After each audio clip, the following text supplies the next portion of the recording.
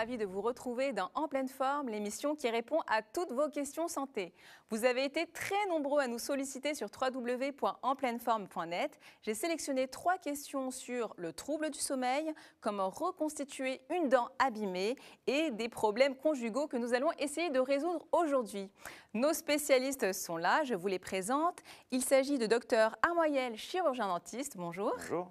Il s'agit aussi du docteur Alexandra Dalu, qui est médecin anti-âge et nutritionniste. Bonjour. Et enfin, Philippe Vernois, spécialiste en hypnose et en PNL. Bonjour Philippe. Bonjour Myriam. Comment allez-vous? Très bien. Alors nous allons commencer par une question sur une dent abîmée d'un téléspectateur qui aimerait savoir s'il peut la reconstituer et comment le faire.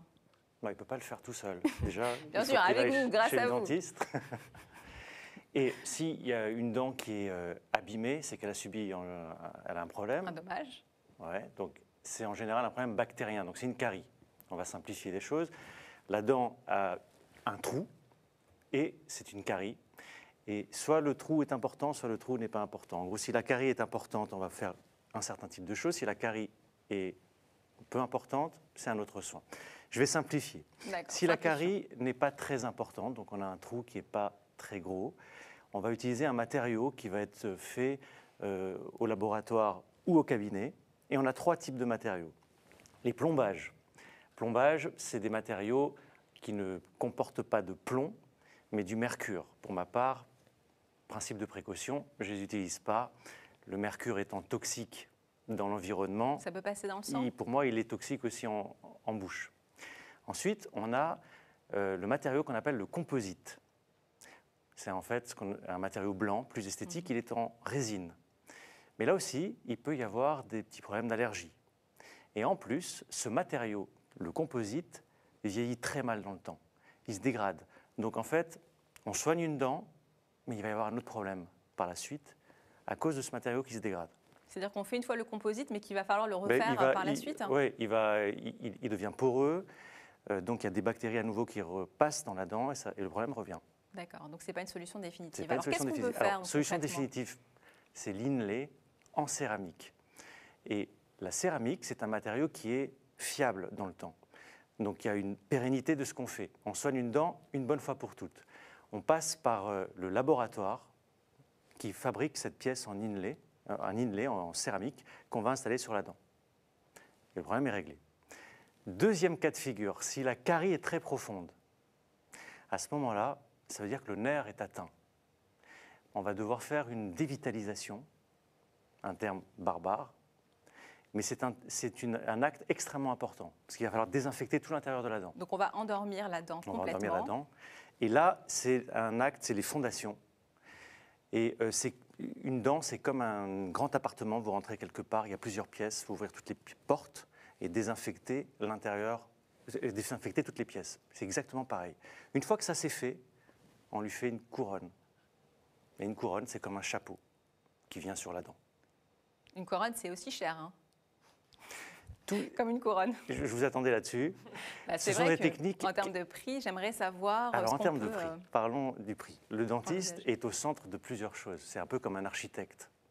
Il réalise des choses et puis il a des fournisseurs. Il a le laboratoire de prothèses.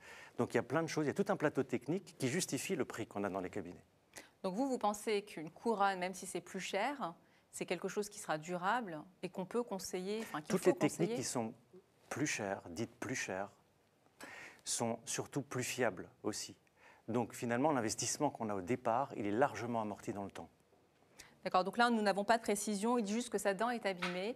Donc il va falloir qu'il consulte pour évaluer son degré de détérioration et ensuite envisager une solution avec son dentiste. Merci pour ces conseils. Je vous en prie.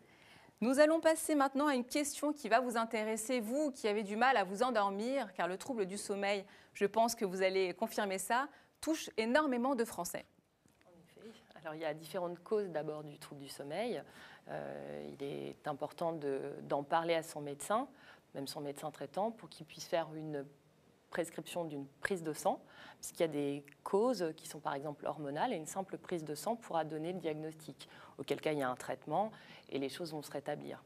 On a également l'apnée du sommeil qui va concerner les personnes qui souffrent de surpoids ou qui présentent une obésité.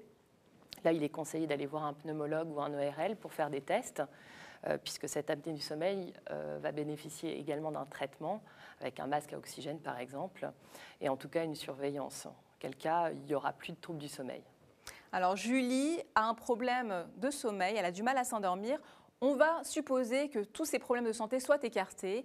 Et je vais vous proposer sa question. Je dors très mal depuis un mois. La situation semble s'aggraver. Je suis fatiguée sur mon lieu de travail. On comprend, elle a du mal à dormir, donc elle est fatiguée le lendemain. Comment retrouver un sommeil normal? Alors, quelles sont les solutions qu'on peut proposer à Julie?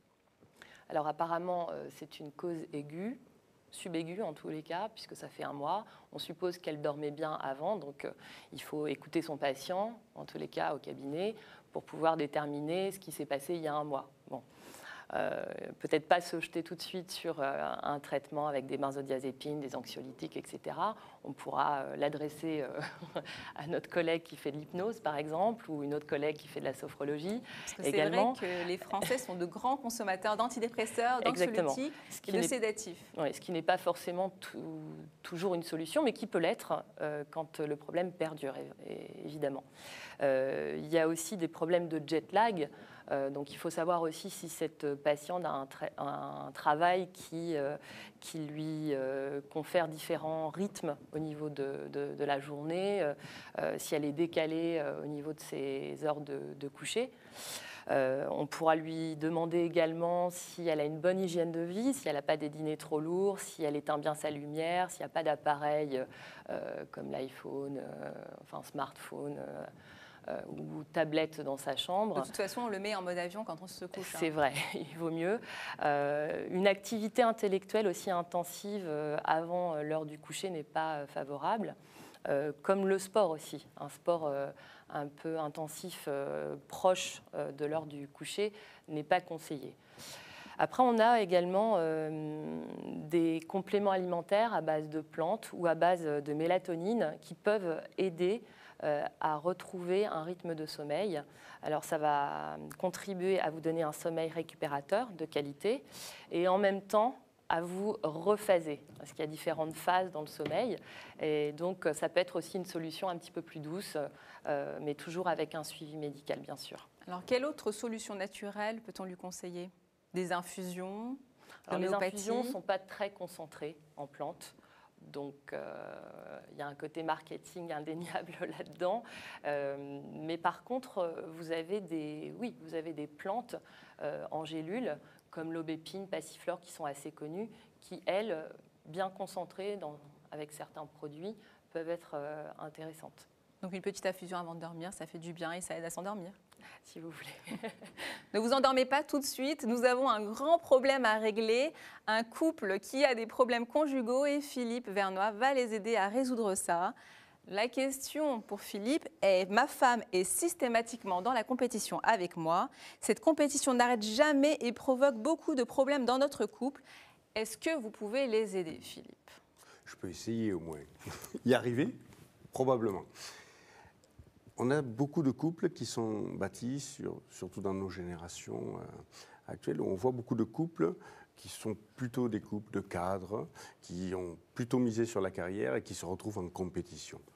Compétition de carrière, mais compétition de vie aussi. Et on se trouve face à des couples qui ne sont pas du tout complémentaires, qui ont construit leur couple autour d'une pas une rivalité, le mot est extrême, mais... D'une concurrence. Voilà, un challenge, quelque part, à qui réussira le mieux dans le couple.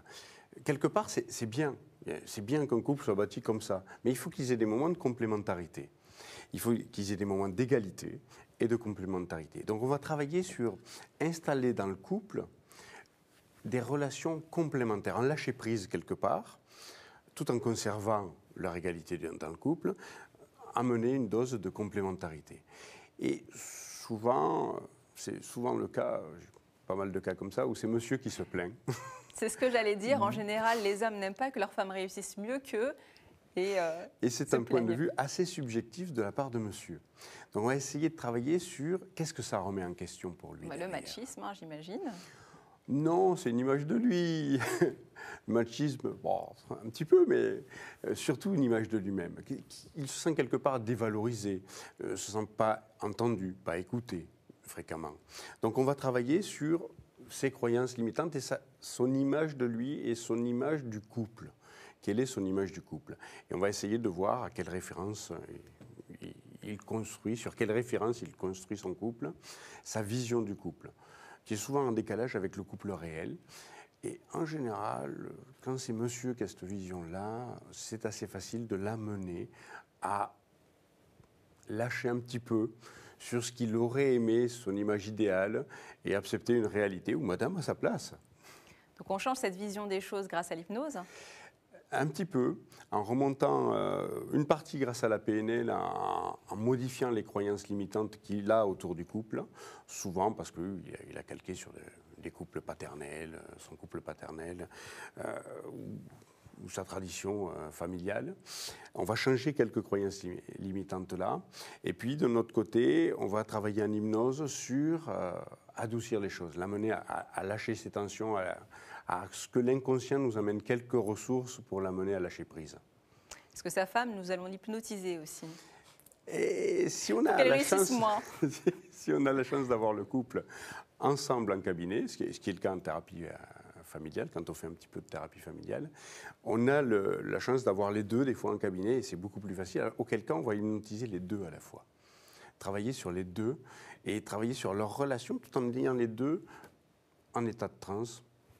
Le mot est un peu violent, mais en état d'hypnose, on dira. D'accord, pour que les deux réussissent et que les deux s'entendent bien. Tout à fait, pour amener un petit peu de requalification du couple à une nouvelle image. Merci Philippe pour ces conseils, j'espère que ça va les aider. Merci à tous pour vos conseils. Merci à vous pour votre fidélité. Je compte sur vos questions sur www.enpleineforme.net. Nous nous ferons un plaisir d'y répondre lors de la prochaine émission. À très bientôt. Au revoir.